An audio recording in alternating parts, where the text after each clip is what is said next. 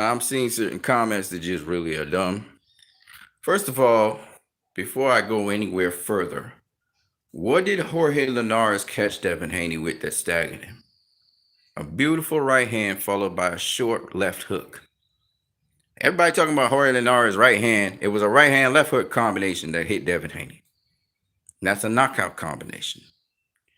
It was at the end of the round, and Devin Haney got hit with that.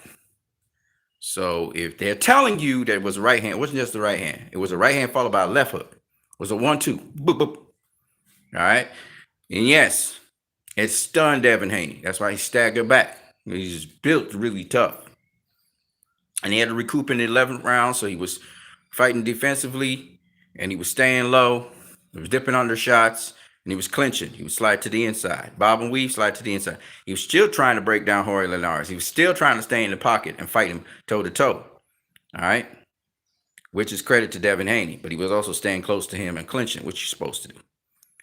Now, the other thing I'm hearing, Devin Haney's chinny. He's not chinny. Think about this. He got hit with a 1-2. Sorry, not a 1-2. A 2-3. Right? He got caught with a 2-3. Okay. Right hand, left hook. Okay. 2-3. All right. And you get caught with a 2-3. And remember, Jorge Linares, he can punch. Right? You get caught with a 2-3. That's supposed to put you on your ass. Like Devin Haney said, he didn't drop me. And he said, yeah, it was a good shot. It was 2 good shots, actually. And they were right after each other. It was very quick. Boom, boom. Right? Never got caught with that after that. But the point is, well, good shots. All right.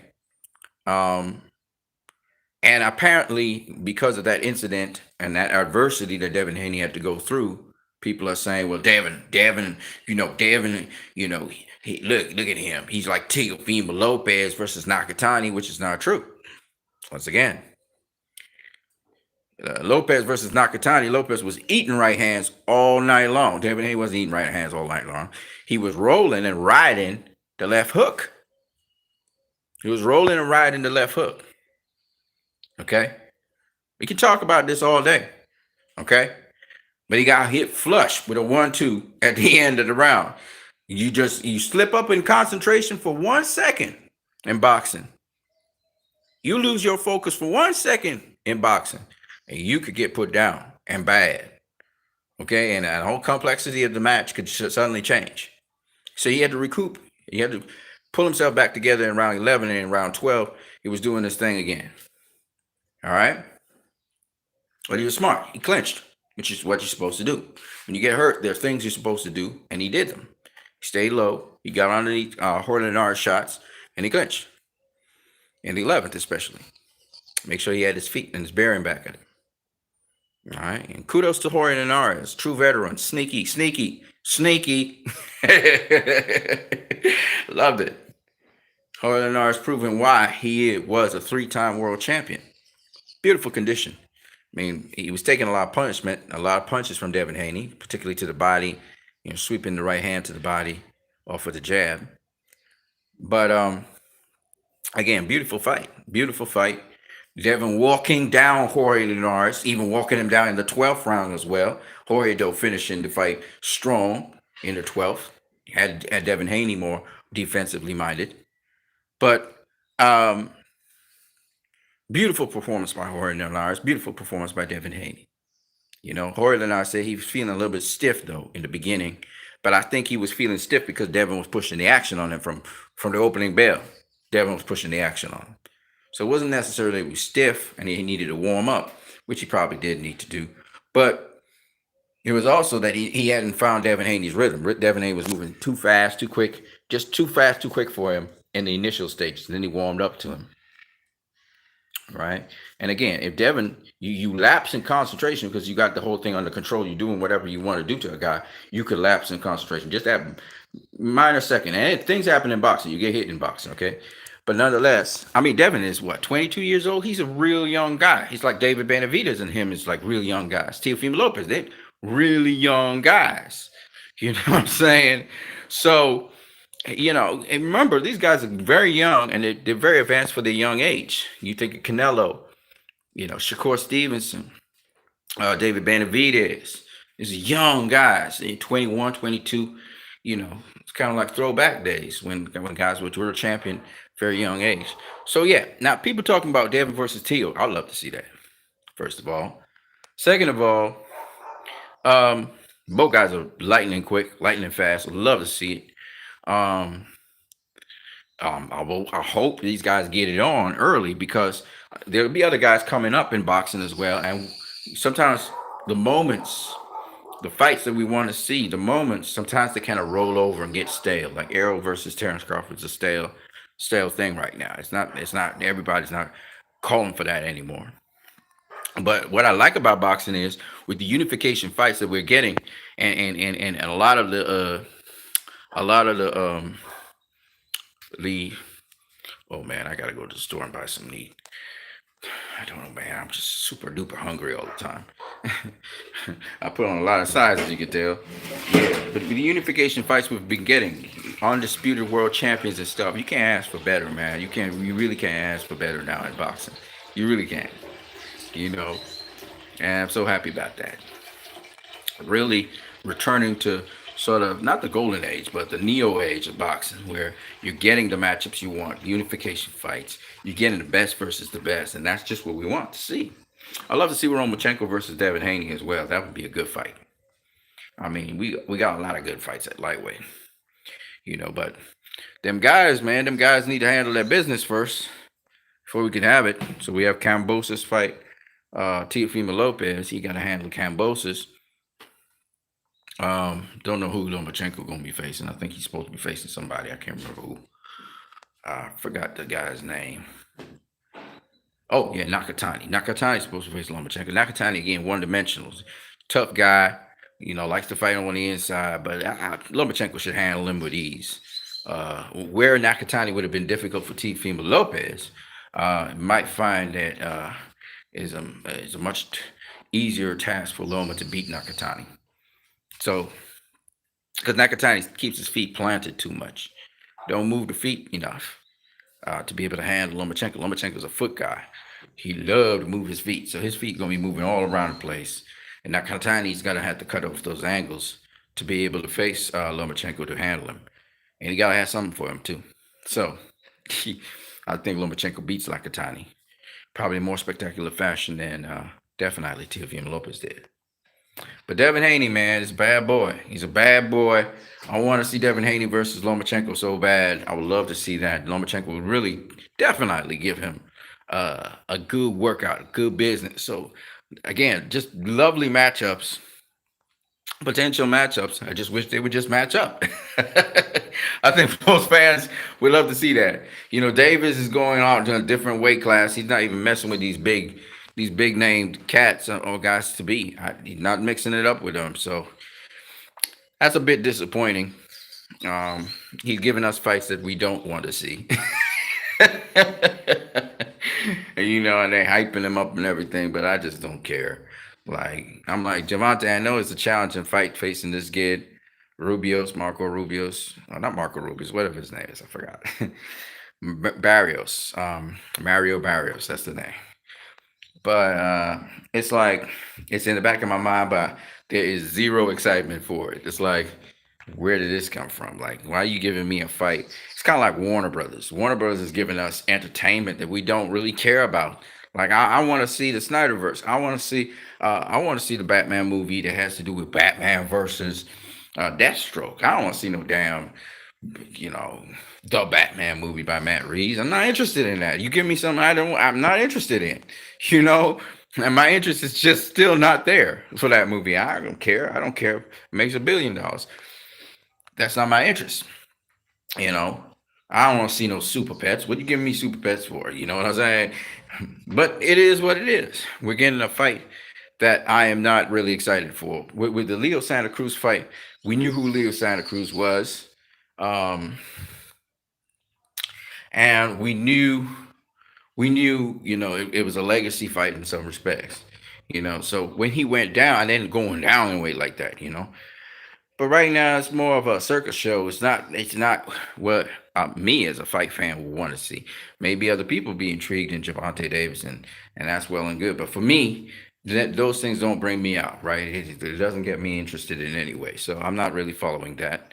Some of you are following it, and y'all are hyping up Javante and stuff. And I'm like, Javante ducking the whole of lightweight division. He not even facing nobody at super featherweight because he probably can't make the weight no more. And it's like this dude, man, this dude ain't doing anything that interests me. You know, he's not doing anything that interests me. I just think the matchmaking is whack. Cause you got people at lightweight. You going all the way up to 140 to prove what? That's kind of like when Canelo was facing Kovalev. I mean, Kovalev was a name though. Kovalev was a name. When I say a fighter was a name, I mean Kovalev proved himself. He made a name for himself, right? We could go with the names of people he faced. I mean, Bernard Hopkins, almost all of the light heavyweight division he had faced at the time. So, he was a boogeyman for a good period of time. So when I say Kovalev, that's a name. He was known as a crusher. Okay. So I mean, he was a little bit past it, but still at the same time, Canelo faced him, right? Coming off of a sensational win over at the time, the young, strong, skilled UK fighter in I forgot what his name is. You guys know who I'm talking about. So and he defended his title and everything. So I mean, but it was a left field. It was like I want to face Sergey Kovalev. I knew he wanted to face Kovalev for the longest while, but I mean, come on, man. Now Davis take it to. I mean, Barrios is a good fighter. Okay, undefeated and stuff. I've seen him. He's a very good fighter. But at the end of the day, who the hell is Barrios? Like, okay, so you want to what? You want to make a name? We want to fight Barrios so that people can know who Mario Barrios is? I don't understand. Like, I know he's from the RB, the RBJ, RBG, place. And good. He's a good fighter. He's a good fighter. Don't get it wrong. But it's like this. It's like the Adrian Broner syndrome. It's like I gotta look good against this nobody here. Sorry to disrespect Mario Barris, but he ain't nobody. Nobody knows him. You know what I mean? And yeah, okay, yeah. I know we fans are a little bit too demanding, but it ain't gonna get my juices. Oh, I just want to see Javante. It's all about Javante. No, I just that doesn't really do it for me. Canelo was fighting what the guy name? I can't remember the dude name. I can't even remember the dude name. He was defending a title or something like that. I didn't care for it. Didn't care. You know? And those kinds of fights for a guy who's at the championship level, it's a different era, people. People demanding more out of their entertainment. They want top tier entertainment. And it may not be fair to the fighters, but that's the standard Floyd set. And as much as people are mad about it, that's the standard he set. Floyd was fighting names straight up. Every one of those guys was, performing names, and that's just the way how that goes. Now everybody's measured by that measuring stick. It's an unfair measuring stick because Floyd, you saw his career. His career was like, and they were still picking and shitting against his career. All right, Canelo's career is ridiculous as well. Ain't no young fighter that have anywhere near a Canelo resume. Nobody in boxing right now, right?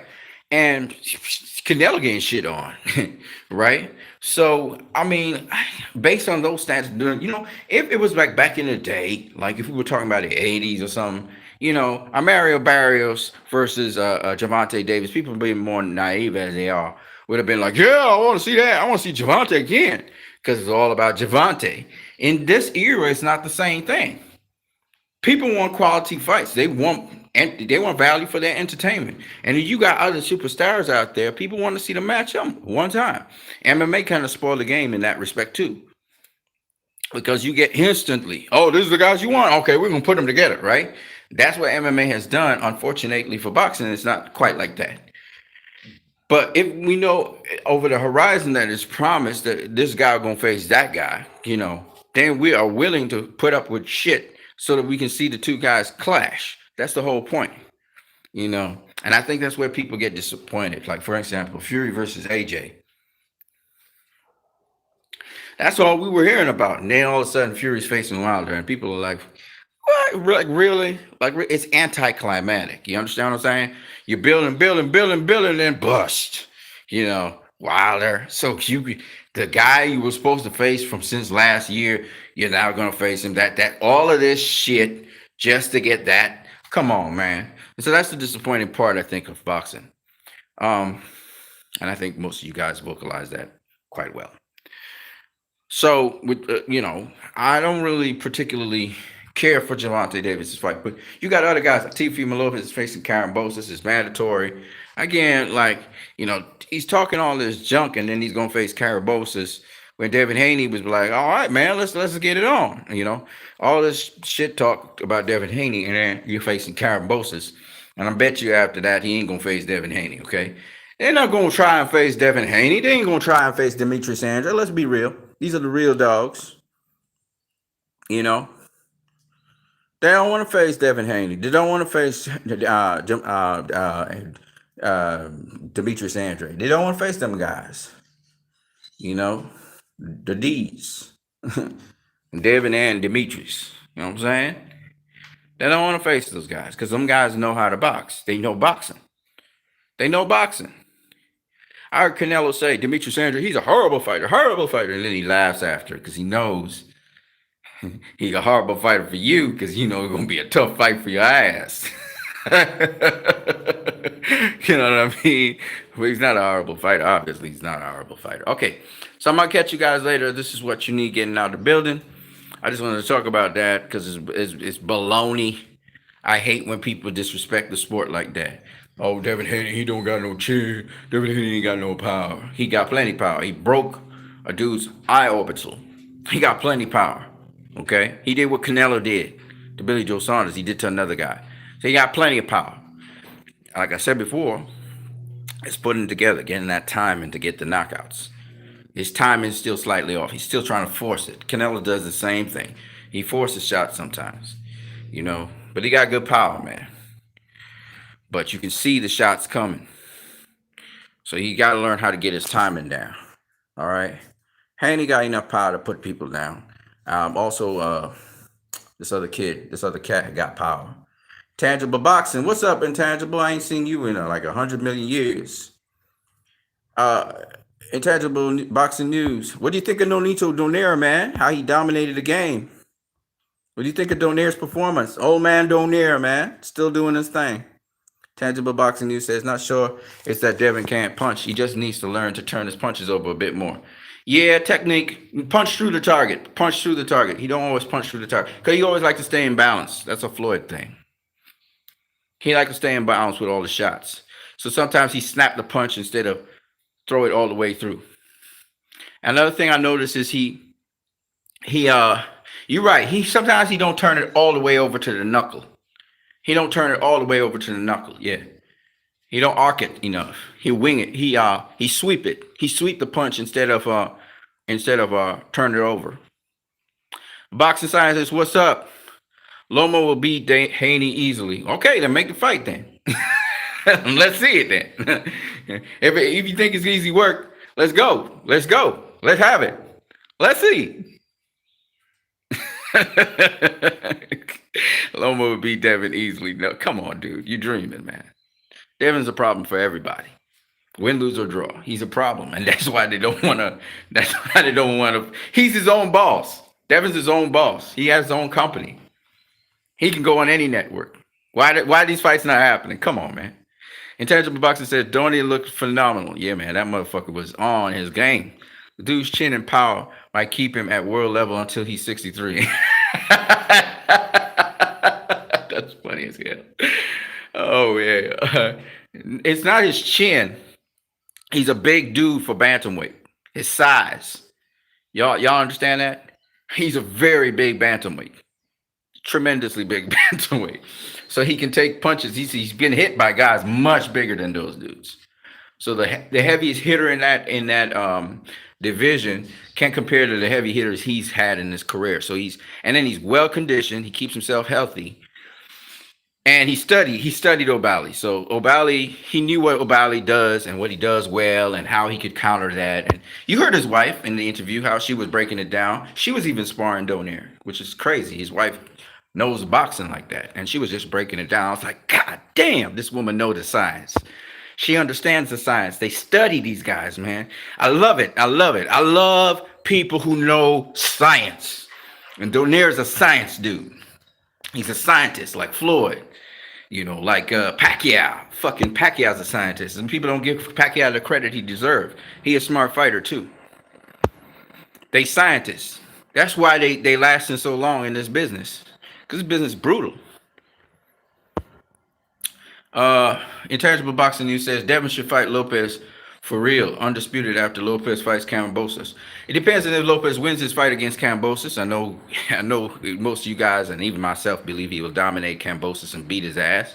Kambosos' style is one in which he likes to throw a lot of punches, so that works for a counterpuncher like it really works into a counterpuncher like Teofimo Lopez. Teofimo Lopez is a counterpuncher at heart, so that works really well for him. A boxing scientist says Haney power is not impressive. Oh, he got fucking power, dude. He got power. Trust me.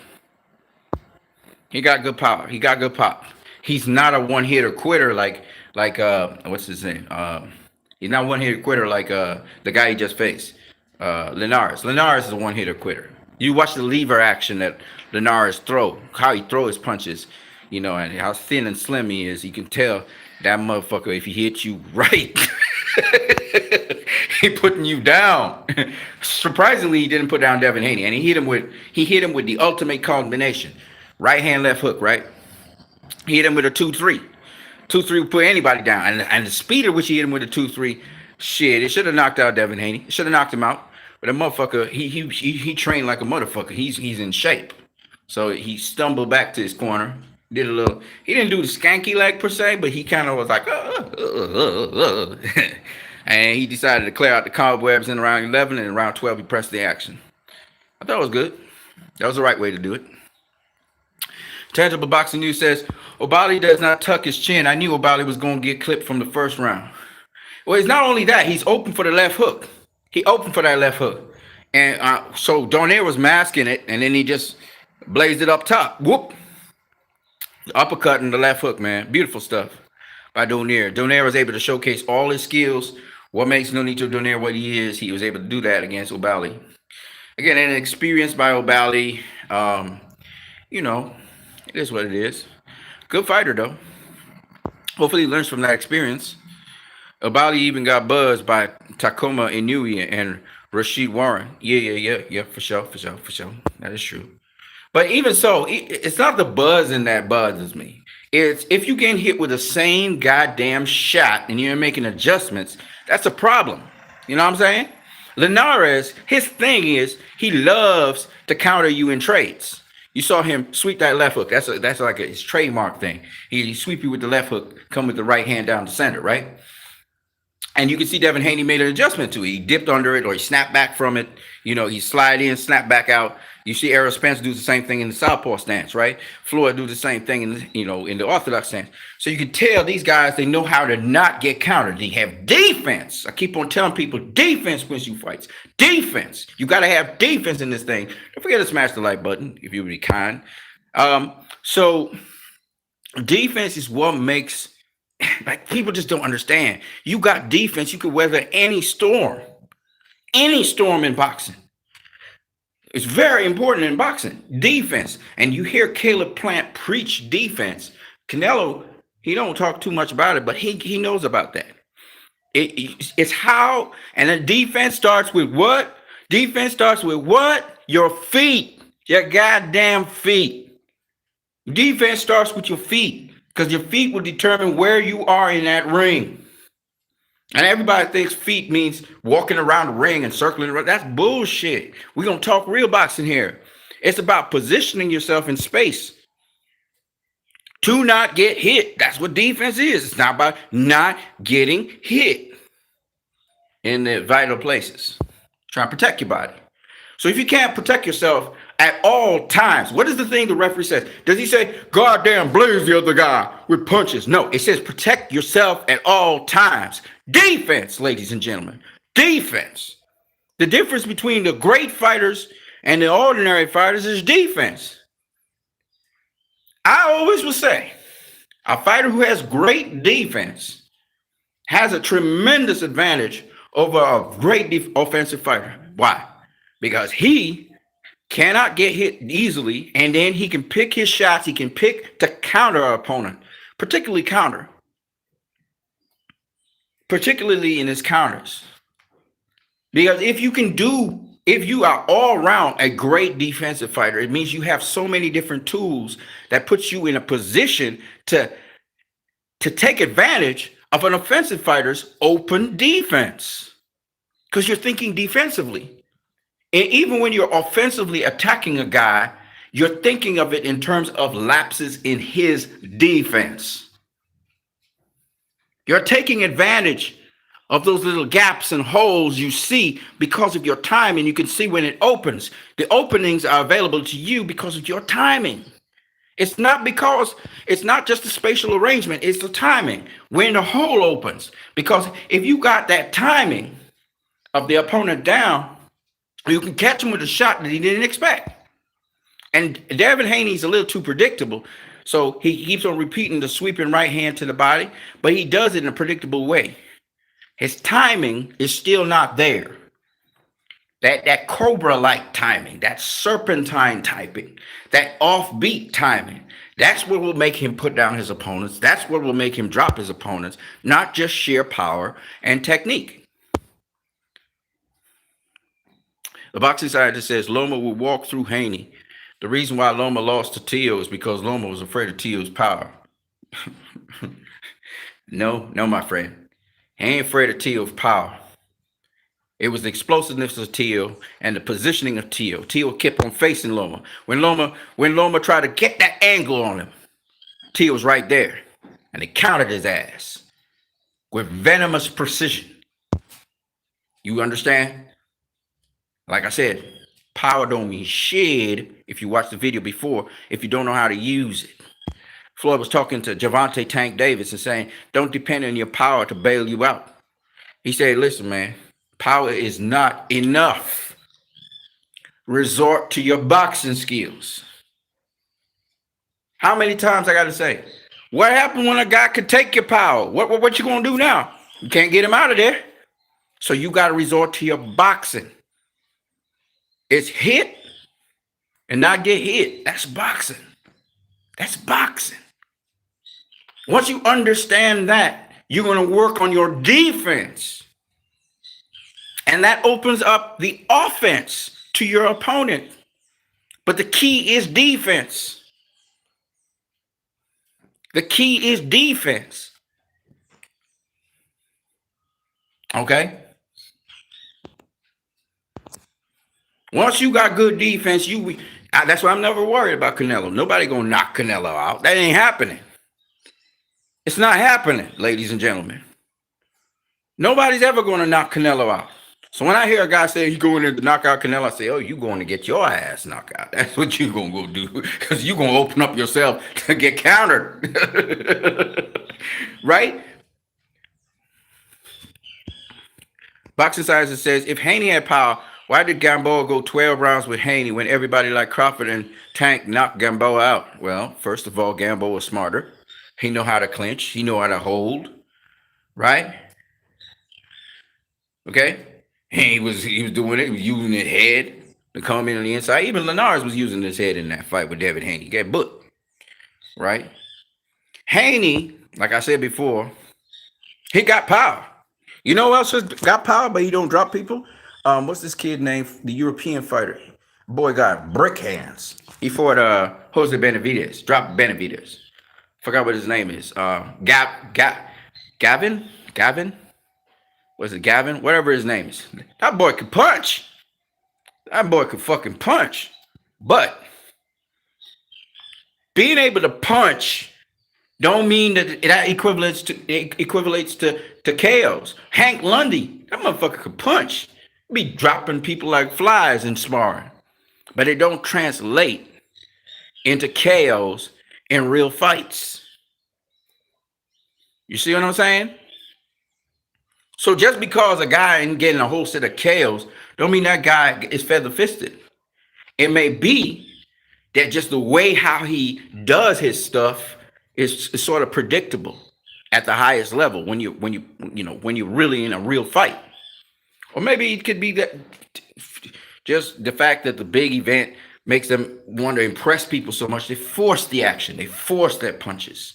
I'm watching Canelo. Canelo put too much force into his punch. And as a result of that, he's quick, he's sharp, he's snappy. But if he could just relax a bit. There's some Coach Eric Bradley talk about it. It's the delayed effect. You have to delay the punch to get the real full leverage on it, and you got to be super relaxed to do that. It can't be so compact and tight, otherwise it just bounces off the guy's face. On point of impact, you got to be as relaxed as possible on point of impact. You got to hit the guy with the knuckles. You got to let the lever do the work. All them badass fucking punchers like Deontay Wilder and all, them don't go when they punch. They don't go when they punch. No, they just they let it flow through. The lever's gonna do all the work. You see what I'm saying? So that's the thing, and it's a timing. It's a timing to it. It's a sweet timing to it. You know, it's not a snap. It's not a snap. It's a huh. It goes all the way through nice and smooth. Ooh, straight through in the back end. Smooth. Clink. It's kind of like a clink. You know, yeah, I can't really fully explain it to you, but that's what you need. And sometimes it's a delayed throw. It's like shit. It's not a but a shit. You understand what I'm saying? I don't know. I can't. All I can tell you is to get the leverage you really need and the momentum you really need. It's a certain action. So yeah, Haney got pop. He got pop. Respectable pop. And Hoy Linares actually acknowledged it. He said, "Oh yeah, he got pop." He said, "He didn't hurt me. He didn't faze me. He hit me nothing that you know I couldn't take." He said, "I didn't feel nothing." When they say feel, they talking about in the belly of the belly feel. You know, something that he buzzed me with or stung me. Haney didn't buzz or sting Linares. He was breaking him down. Don't get it wrong. He was breaking him down. You can see Linares was getting broken down.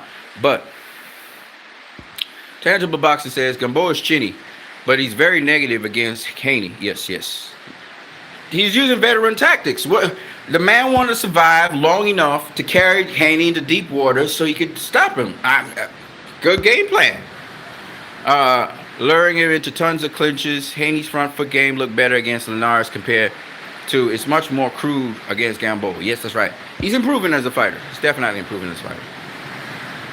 Tangible Boxing says Josh Taylor stops Teofimo Lopez late, in my opinion. I can see that, brother. I can see that. Taylor's a fucking beast. I'ma just put it there. He a beast. You know, he a beast. Smart. That's why I said he's a beast. He's a smart fighter. He's very aggressive with his mouth, but he's smart in there, and he's fighting smarter. Actually, I thought he fought smarter against Jose Ramirez than other guys. But let me think about this. Teofimo Lopez gets stopped by Josh Taylor. I don't see it. I don't see Lopez getting stopped. Lopez is a counterpuncher, man. He's a smart fighter. If Taylor couldn't stop Reggie's program was fighting Taylor stupid at certain points in time and taking too much punishment, how are you going to beat Teofimo Lopez? I don't see it, man. No. I don't see him stopping Teofimo Lopez. Maybe he beats him. I don't see him stopping. And Lopez is explosive. He's in and out. Pow! What? And that's it. He's in and out. Think about Lopez. Think about Teofimo Lopez and what he brings to the table. Think about it. You got to think about these guys, man.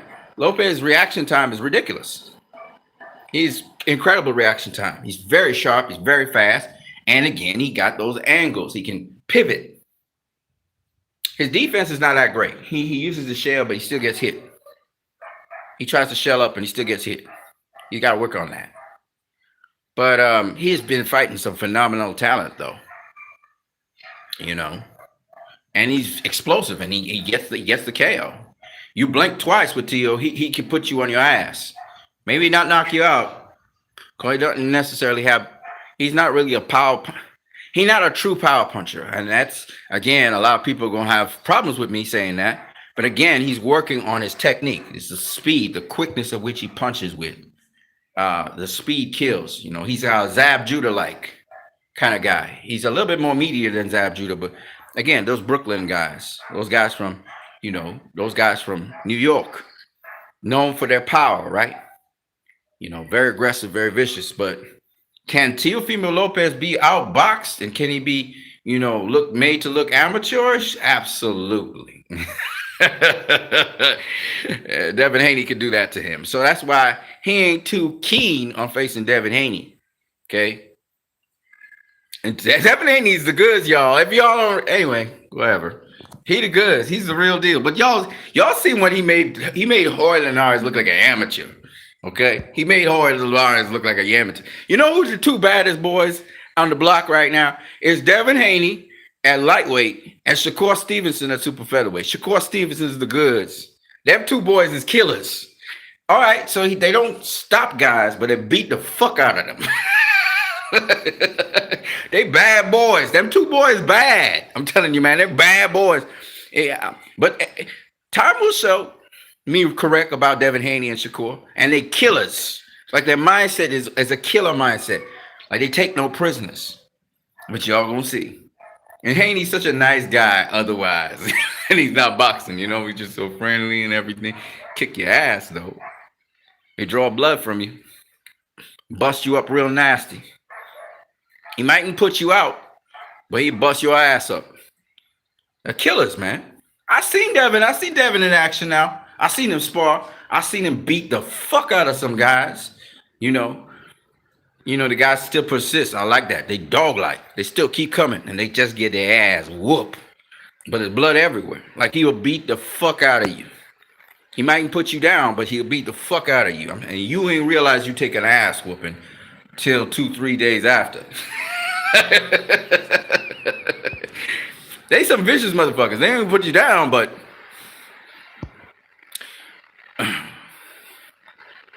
yeah. But Josh Taylor is a beast. Okay, that motherfucker's a beast. Again, Josh Taylor got power though. He got pop. He and Reggie Prograis, they got real pop. They got the real thing. To put down Jose Ramirez, nobody just puts down Jose Ramirez. Okay, them boys, they big 140 pounders. That's what y'all don't realize. Haney's a big 135 pounder too, as well as Tio and those guys. But them guys is big 140 pounders. They supposed to be at super welter. They squeezing themselves down into junior welter. But those two guys are big. That's why when I heard Josh Taylor's facing Jose Ramirez and Ramirez talking about knocking them out, I was like, how you knocking that motherfucker out? That's a big ass motherfucker, man. Do these guys even understand? That's like saying, unless you weight drain, right? Unless you weight drain. That's like me saying Floyd's gonna knock out Canelo if they face each other right now. That ain't happening, Ninja. No way, no how. Okay, Pacquiao's gonna knock out Canelo if they fight each other at 168. I'm like, what? That's just not happening. And Pacquiao can pack a punch, but Canelo can take it, right? So.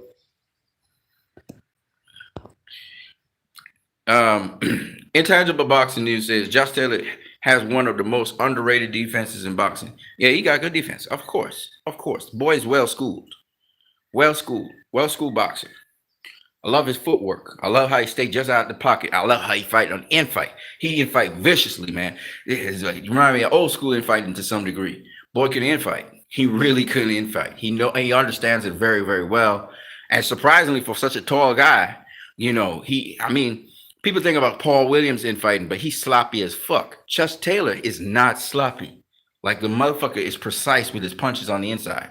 He really wears you down. And he's a little ruffian on the edges. He got that little edge to him, you know? He bump you with the shoulder, dig his shoulder down under you, pivot around you and turn your body.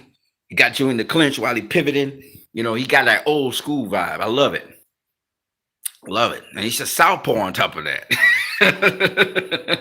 So, you know, I like Josh Taylor a lot. Yeah. I like him a lot. That's some skill right there. That boy's skilled. You know, the Scottish guys always, that's, you know, the Scots, you don't hear about them a whole lot, but them Scott boys always was good. Cam Buchanan, for those of you who don't know the Scottish dudes, Cam Buchanan was a bad motherfucker, you know. And yeah, Roberto Duran beat him by hitting him in his nuts, but Cam Buchanan was coming back on Duran.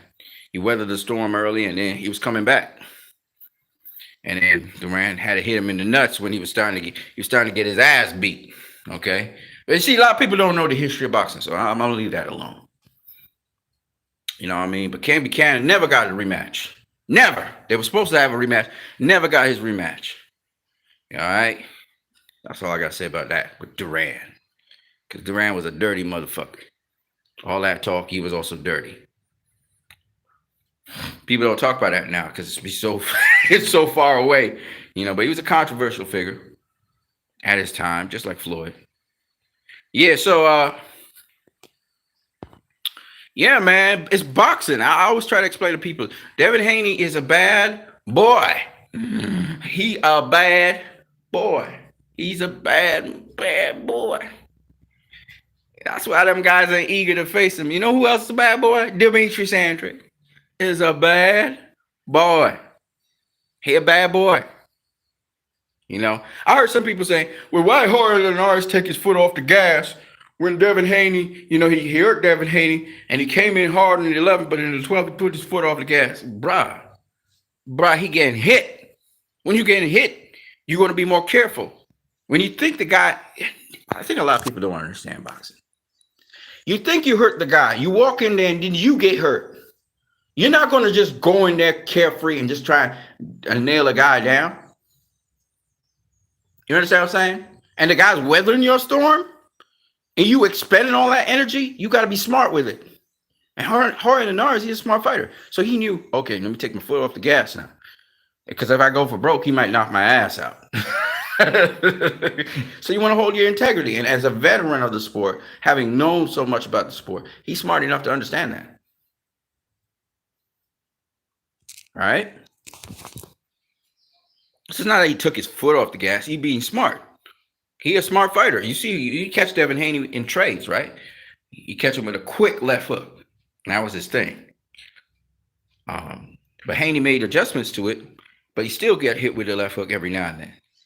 So, and that's a calculated decision. He calculated, okay, I'm going to get hit with that hook. I got to make sure I don't get hit flush. And two, I ride with the punch and I still get my punch in. So he rolled with the punch. But that 1-2 though, he didn't expect that. But again, he lapsed in range, and he just kept his. He was at awkward angle, and Linares just went boop, boop, real quick. All right, people, I'm gonna catch you guys later. What you need in the building. It's so nice to see people talking about the science of boxing. That's my favorite part of the thing. I love talking about that. That's my favorite part of boxing. The chess part of boxing, the science of boxing. I love that. I love it. You know me. I'm a scientist myself. You guys have a good one, man. I hope you guys training. I hope you guys are making it through this COVID period. It's been a rough one for everybody. We're still locked down here. So it is what it is. Buddy Heels, can you talk about position in boxing? You know, there's a channel actually that talks about that really well. What I'm going to do. I'm going to put it in the comment section below this stream, that channel, if I remember. If you not, just remind me. Just put it in the comments. Just leave a comment and I'll put it in the comments below, because it's all about that. It's always about being in position or out of position and exploiting those things. That is boxing. Essentially, that's it.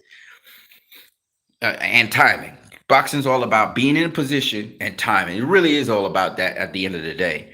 And so that's why it's chess. Chess means You can't be thinking just about the move that you have to make. You have to be thinking several moves down the road. Sometimes even you have to be thinking and investing for several rounds down the road. And that, my motherfucking friends, is boxing. And I don't care if you're a knockout artist to a brawler or a banger, you have to be thinking that way. And most boxers at the elite level do think that way, but there are just some that are just so good they stopped playing the chess way before the boxing fight even began. So that's why I say you have to be calculated in how you do things. And shit talking is one way of getting at guys. Another cerebral way, Sugar Ray Leonard talks about it, is reverse shit talking, where you complimenting your opponent and getting into his head that way. Another way is, because remember, boxing is mostly 90% mental and then about 15% physical. So you got to understand at these top tier levels, guys be playing all kinds of mental games with each other, and it's a lot of mental game war. That's why shit talking is really a mental game war. You're not giving your opponent any credit for things that you should get credit for. Sometimes you're being absolutely ridiculous with him, but you're just letting him know, I don't give a fuck about you. You nothing to me. I'll beat your ass. It's that kind of mental war they you see guys talking and doing all the time. It's frustrating to us fans because we're like, why don't they just fight, right? But no, everybody's trying to get an edge on everybody. The thing with boxing is it's really mostly personal. It's basically you and yourself. It's a very lonely sport in that respect. For those people who like that, that's okay. It's cool with them. They don't mind just being to themselves and doing their own business and that's why I think it's a sport that suits me very well because I'm all about my business and just rolling on with my own agenda. So when I'm training, and nobody need to know that.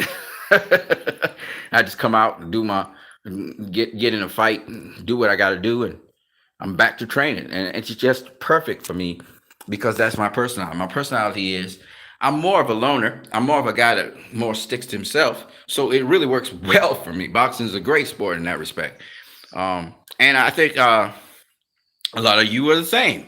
A lot of you guys, you got friends and stuff in boxing forums and stuff, but you're more of a singular individual. You're more individualistic than you are a group person.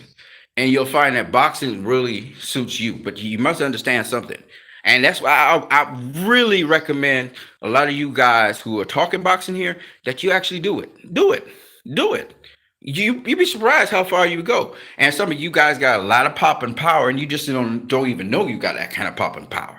Some of you guys are very physically strong, and you don't realize how physical, because physical strength has nothing to do with size. What I mean by that is some guys are big and muscular, but they're not physically strong. They don't have a physically strong core because it's all about breathing. See, there's a lot of things about boxing that just are counterintuitive to a lot of people. There's a guy who be very physically strong and mentally strong, and he's skinny. He just like a skeleton, and you're like, oh, holy, he can't do nobody nothing. Yeah, beat your ass. You know what I'm saying? It's not about appearances, and being buff and everything doesn't necessarily translate into being strong or even functionally strong. Okay, and mentally strong. Mentally strong is even more important than functionally strong. So there's a lot of things that circle in, especially in the Western world, where we believe strength and all and all of this other stuff comes from our parents. What the world tells us a strong, rugged guy is, but usually tough guys are not necessarily um, mentally strong guys. That's the truth. There are some tough guys who are mentally strong and so on, but what we think of as mentally strong and stuff and tough as not necessarily that. You'd be surprised. You see a guy walking in a suit and he's a corporate guy or whatever, and you don't think of him as mentally tough, but you could be mentally tough, very mentally tough, because of psychological games that are played and all that. So anyway, that's what I got for now. Hey, let me talk to you guys about some movies that are out because I got my movie channel and I want to just. So first of all, there's Frontier. You guys should check that out with Jason Momoa on Netflix. I watched that whole thing. I binge watched that whole thing. It was really dope. And then Army of the Dead is out. It's a Zack Snyder film. I'm a Zack Snyder fan, so I'm always gonna push that. If you guys haven't seen Army of the Dead, you should, man. I also push the Zack Snyder's Justice League. That's on HBO Max. I don't know if you guys got that. Um, but right now we still fighting the fight to restore the Snyderverse over on my other channel. But Warner Brothers has been not very cooperative with that, to be honest with you. But there's going to be a change in management and leadership very soon, and I think that's going to make a big difference. I think the people coming in are more favorable towards that and actually are pushing some degree for that. But again, it depends on how the structure is and how things are put together. But I'm very, very optimistic we're going to get what we want. I want to see Justice League Part 2 and 3. So, yeah, that's my other channel out there. You guys can check that out. I got 2 channels here. They're not doing particularly well these days because I'm not really on them all the time. But you boxing heads always support the channel, so that's cool. But we're gonna try to pick it back up. I'm doing a whole bunch of other things, and sometimes I do waste my time doing some stupid stuff too. But I'm doing a bunch of stuff, and hopefully, we can really get this thing ticking. Because I've been around now since 2010, I think, or somewhere thereabouts. I've been on this channel and the other channel. I think I've been there a little bit earlier, probably 2007, somewhere there, 6, 5, somewhere in 4, something like that, wherever YouTube started.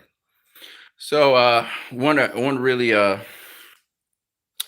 make this work my wide and your guys wide. But you guys are right. Positioning is very important in boxing, angles and stuff. And I'm so glad that the younger fighters are getting it now. The younger fighters, the younger generation is getting it. And I really love it and appreciate you guys for all the support you guys have given me over the time. My videos do very, very well over time. I see so many views of my videos. So that's really cool. You know, I go back and look at a video. I'm like, what? I thought this video, you know, and I see all these people that actually viewed it and made comments and stuff, and I'm shocked because I never thought anybody would actually look at my videos.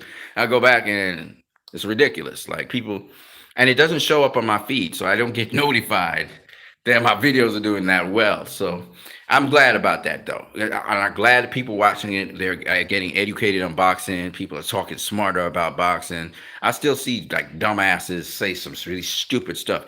Like this guy from the Zone. What the hell is the guy's name? I can't remember. I'm trying to remember the guy's name right now. He's a white dude, and just Brian Kenny and him could go for the award for the dumbest ass statements you could ever hear on boxing, And he said some stupid thing about Devin Haney that just really, it just like, I'm like, man, goddamn, what is this dude doing in there? How did he get a job? Chris Mannix, that's the dude. Chris Mannix is such a dumbass, man. He says some stupid ass shit, dude, that don't make no damn sense in boxing. You know what I mean? It really annoys me when this guy opens his mouth and starts talking all that shit about boxing. It's like he's clueless about boxing. I'm like, God damn it, man. I wish somebody would just like a Andre, like a Demetrius Andre would just put him in this place because he doesn't know what he's talking about. It really annoys me, Shout out to Fight Hub and my boy Chris Viegas. I love Chris, man. Chris, at least he's got the humility and he's got the respect and he really talks his boxing. I don't always agree with his scorecards, but he does talk boxing. I like Chris Viegas. He has the right attitude and everything. And more power to him, man. I really like the dude. I also like I love Michelle Joy Phelps. She don't really get political with anything, but she really does her interviews. I really like her and what she brings to the table in boxing. She's a really breath of fresh air. She's very unbiased. She's all pro boxer. I really love it, and she gets her interviews with Tyson Fury. Shout out to her on her plugs and stuff. These are people that I really think are good for the sport of boxing. Al Berenstein, shout out to Al Berenstein. Al Berenstein, he has of late been saying some really dumbass shit, but quality commentator. Really like him. He's been there from a long time. I really respect how he is usually very respectful to the boxers.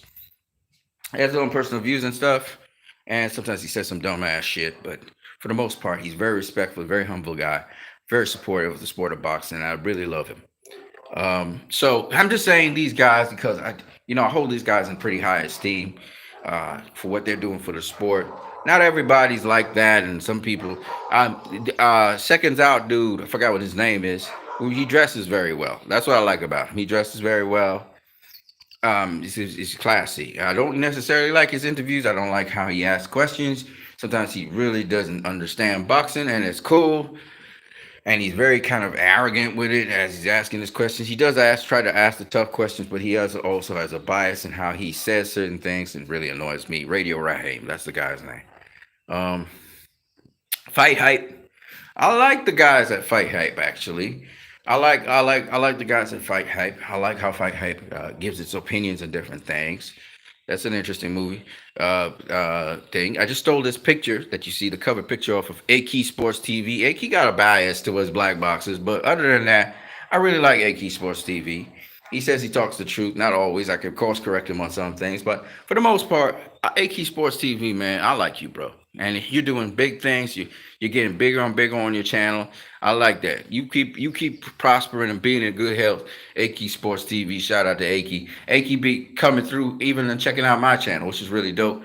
I know AK from way back, way back. I always used to watch his videos because I always said this dude know boxing. I really liked him, appreciated him, and he doing his thing. You know what I'm saying? But AK, you need to be like, uh, whatever, man. Dante's Boxing Nation is another channel I always like. Dante be on that. Sometimes he be a little bit biased, but once again, I like Dante. These channels helped to bring awareness in the sport of boxing to I think the inconsistencies in how black boxers are treated compared to non-black boxers. Non-black boxers sometimes they get a break, in boxing, and the same situation is presented, and the black boxers are called boring or no matter what. And think about this: Demetrius Andre, his last fight, beat the living shit out of Liam Williams. Okay, he beat the shit out of that boy. Let's be real. They say Liam Williams did something. No. He didn't beat him. He beat the living shit out of Liam Williams. Let's be real. Okay, and this boy be called boring. I'm like, Demetrius Andre boring? Are you nuts? Like, what the hell are you guys watching? Do you think? When somebody's inboxing and saying that kind of bullshit, ain't no way. Demetrius Andre's last two fights been like a fucking dog. He been dogging guys down. Okay, he's showing us. Okay, again, Demetrius Andre don't necessarily have that one hitter quitter power, but neither does Canelo. Canelo just be crisp on everything. Andre be pushing it now. But the thing about it is, again, he's a bad boy. Let's be real. He a bad boy. Oh, Andre being dropped by this guy. Yeah, he been dropped. So what? He got back up, cleared them cobwebs real quick, and was back to work. Okay? Y'all comparing Andre to Floyd. Don't do that. Don't do that. This is not Floyd. Everybody's been compared to Floyd. And that's the problem with Floyd. Floyd spoiled the game in a certain way because Floyd actually did everything that a boxer would dream of being able to do. Okay? You don't compare Andre to Floyd. That's what y'all doing. Oh, he got dropped, so that means he Chinny. He not Chinny, first of all. Second of all, so what? A lot of fighters get dropped, all right, in their career. That's nothing new. You know what I mean? And y'all be just sometimes you fans. We fans, by the way, are ridiculous sometimes. I'm not gonna lie. Sometimes we're ridiculous. Anyways, man, I've been talking way too much. The next time I want to do a stream, you guys gonna get to talk your ass off, and I'm gonna shut up and listen to you guys talk. And when you've said your piece and everything, I'm just gonna let you guys talk because y'all know exactly how I feel about boxing, right? I want to give a big shout out to Coach Eric Bradley and the Fight Doctor, Master Boxing. If you guys haven't checked out Master Boxing, you guys need to check out Master Boxing. That channel is out there. I know I haven't really plugged Coach Eric Bradley, but I'm still always there with you, Coach. I like you. I like your insights into boxing. Big insights, you know what I mean? Your boy ain't do no training. Ain't even do ab work because my stomach has been giving me a little bit of problems over the last month or so, and I know why. Okay, so that's on me. I caused that problem. But I wanted to say to you people, that it's great to exercise. It's great to be outdoors. I'm not outdoors right now. I'm indoors, but all my windows are open right now. You guys can't see what's happening there. Let me see if I can. All my windows are open. I'm in the tropics. It's hot as hell right now. I haven't wet my plants in a couple of days too, so they get taking burning out there. But the point is, and this is my little keyboard here, my studio keyboard and stuff. So I'll be doing music and stuff. It always, man, I do a lot of music. I do a lot of music. I just don't publish it, but I do a lot of music, uh, and it's just me here. So this is my violin. It's a violin right there.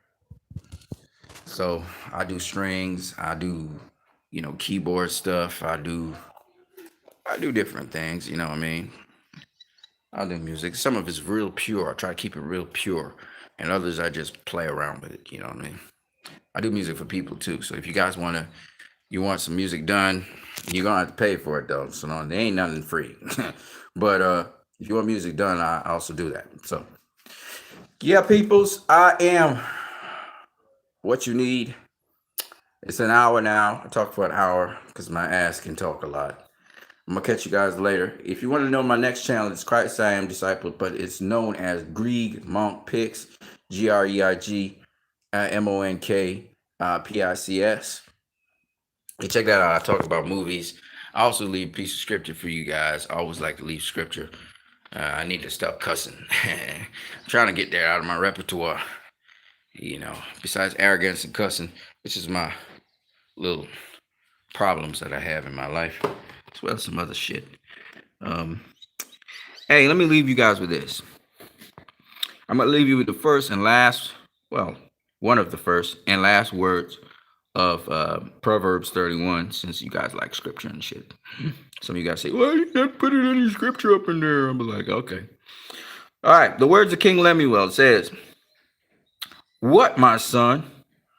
What, the son of my womb? And what, the son of my vows? Now, obviously, the son of my womb tells you this is a female, this is a woman speaking to her son. Okay? Give not your strength unto woman. So a woman's talking to her, giving advice about women. Nor your ways to that which destroys kings. Because it's not for kings, O Lemuel, it's not for kings to drink wine, nor for princes strong drink, lest they drink and forget the law and pervert the judgment of any of the afflicted.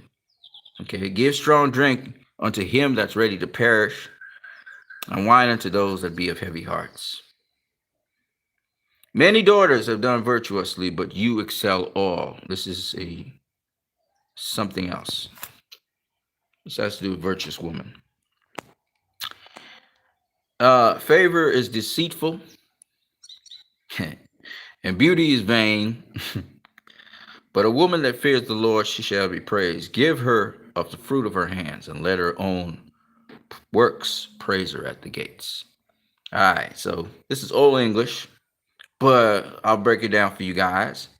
Basically, a mother speaking to her son, and she's advising him not to waste all his energy on women and things that destroy his dominion.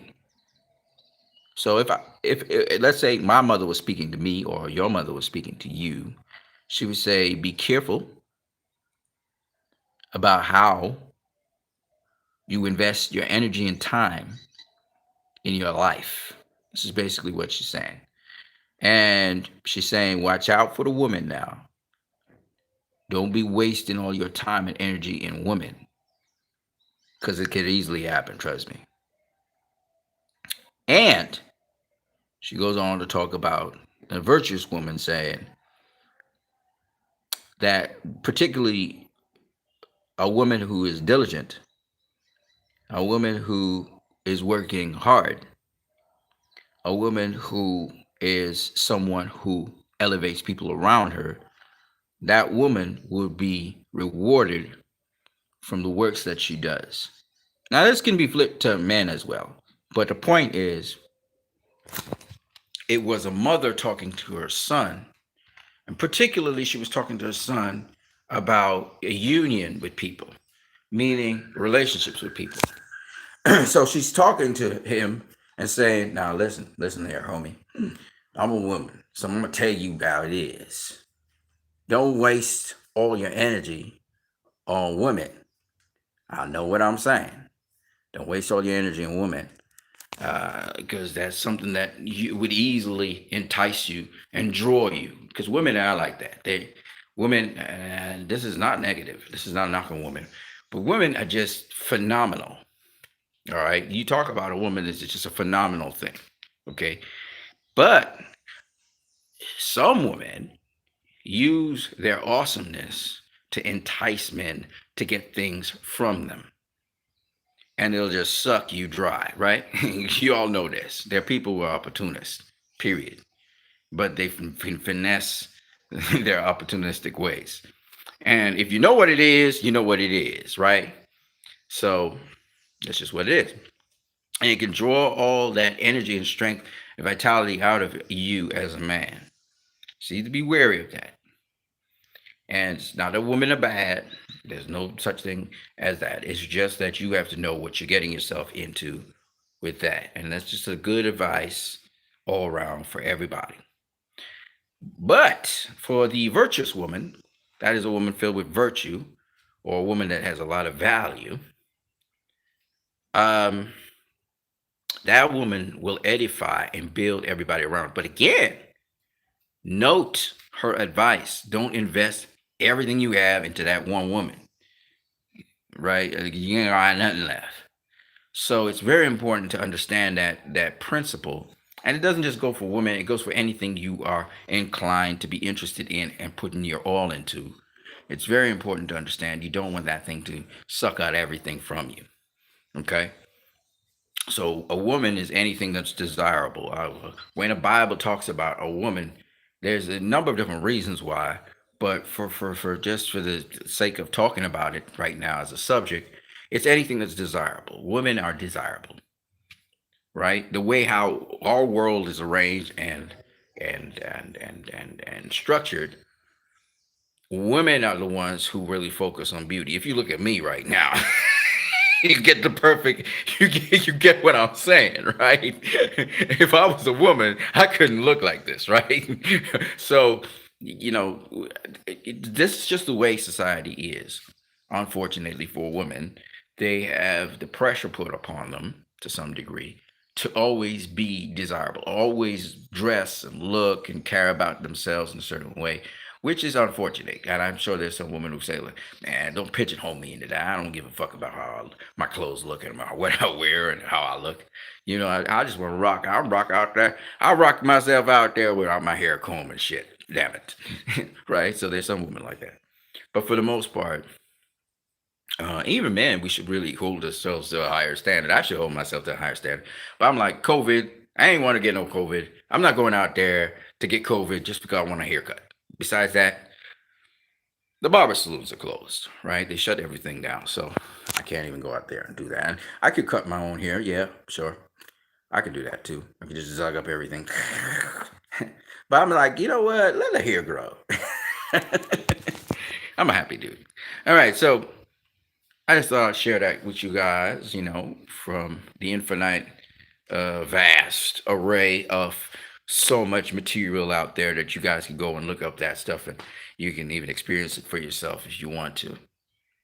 But speaking as a guy who has found himself involved in all kinds of non-productive things, which were very entertaining though, when it comes to women, I would say that yes, I mean, this ain't rocket science, right?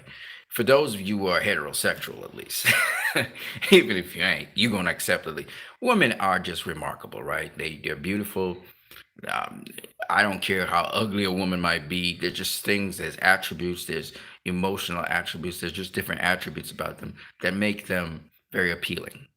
All right. And the world would have been a much more boring place without women in it. That goes without saying. And also, let's just make it abundantly clear that most of the people who care about me in my life have been women. In fact, whenever I have actually ascended to another level, it's because some woman was involved in that process. So I mean, you cannot. I mean, the insightfulness of women, even to this day, there are women in my life who, again, they continuously elevate me to another level, even when I'm depressed or whatever. Whether it's my aunts or my neighbors, women have always been a staple in my life that have carried me to the next level. So anybody who doesn't understand what a help me is, how important and vital women are, how they are actually the backbone of society. And not to say that men are not carrying a weight and we don't have the backbone of society in other ways, but it's just, and I guess why I say people don't understand how essential women are and their role in society. If you think about the leaders in your society, or should I call them shadow leaders, they're usually women. They don't get the praise they deserve. But if you think about it, think about your life. Think about your personal life. Think about your mother. Think about your aunts. Think about your cousins. Who are the caring people in your family? Who are the people who look out for your well being in your family? Is it so much the men as it is the women? Who are the people you're most involved with in your family? Generally, the women. That's why I said they're remarkable. I mean, you can't, if you really want to go someplace in life, you need to be, some woman needs to be involved in your life. They're the ones that take it to the next level. And for some reason, I don't know why, whether you're married to a woman or whether it's some other relationship, maybe it's a friend. You have a woman friend who's a friend. It's just a friend. It's not nothing to do with, it's not involved in you in any love way or anything, but they give you advice.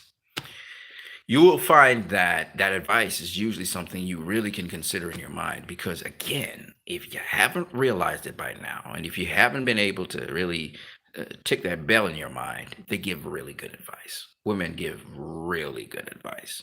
So, and they're not appreciated for their advice and the way how they elevate men in society and other women in society. And I think the reason women are able to do that is because they communicate a lot more. They bounce ideas off each other a lot more. I think they're more sociable.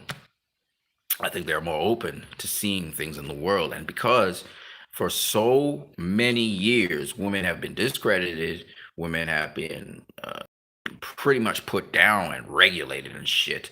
I think the opportunities that present are so fresh and new that these opportunities are only making them evolve even faster, or shall I say, ascend faster than man could ever do. I mean, if you look in the education and other, they're really exploiting and taking advantage of the opportunities that we as men have taken for granted. And I just think it's wonderful. I think the balancing of the scales, yeah, it's going to be a little bit brutal, but that's why, I'm glad I'm talking this on the boxing channel because instead of my film channel where I really talk more religious stuff, because I think that it's going to be challenging for men when women start beating men's ass in boxing. A lot of men are going to feel emasculated by it, and I'm not going to be one of them. I'm like, a warrior is a warrior, and if you apply yourself to the craft, it's not about how strong you are, like I keep on explaining to people. It's the knowledge you have. So, and women are kicking men's ass in different things, but I think some men are really going to be offended by the fact that a woman will jump into a man's sport and kick some men's ass. They don't like that thought at all. And I'm like, that's coming. It's coming. You're going to get your ass kicked. It's coming. Because they're evolving really, really rapidly. And I'm not men bashing or anything. It's just a reality. Uh, it's going to be mixed sports. Men and women are going to fight, and women are going to win some of those fights. And that's a good thing because we need to restructure our minds to understand that there's more to the sport of boxing than just might and muscle. Oh, it's a man sport. It's like a man thing to fight hand to hand with a man. Well, in war, when women go to war and in the front lines, guess what? It's hand to hand combat. And them motherfuckers be kicking ass. All right. And y'all don't say nothing about that. How is it that you can have women's MMA, mixed martial arts, and mixed gender sports, and women kick men's ass in that? What's the problem? It's about Combat. You think in combat gender matters? No, motherfucker. The enemy's the enemy's the enemy. And they would send women out there to sabotage and ambush men from smaller countries like Vietnam, etc. They're gonna sabotage your ass and take you out because it's war. And that's what you guys need to understand. War isn't about. I saw, man. Y'all need to go watch. Y'all need to go watch the movie not the series on Netflix, Frontier. There's some bad motherfucking ass woman in that movie. Bad no fucking ass. I don't mean some badass scenes. Army of the Dead too. Not to say, and I always thought about it. I was like, since I saw Wonder Woman in the animated Justice League series where they were fighting the evil versions of themselves, and I saw her pull a move and kick the ass of Superwoman, right? I was like, God damn. From then on in, I had the utmost respect for, how physical. Well, I got my ass kicked when I was younger in elementary school by a woman, a girl, actually. Her name is Helen. I never forgot it. Skinny. She was taller than me. She had a ponytail. She was dark. She was bony. But that motherfucker could fight. I never forget that. And what I'm trying to say is that it changed my way, because I always thought, boys, just because you're male, that means you could kick a woman's ass. Nope. Not at all. It's what you know. All right. I'm gonna catch you guys later. I'm what you need. Peace.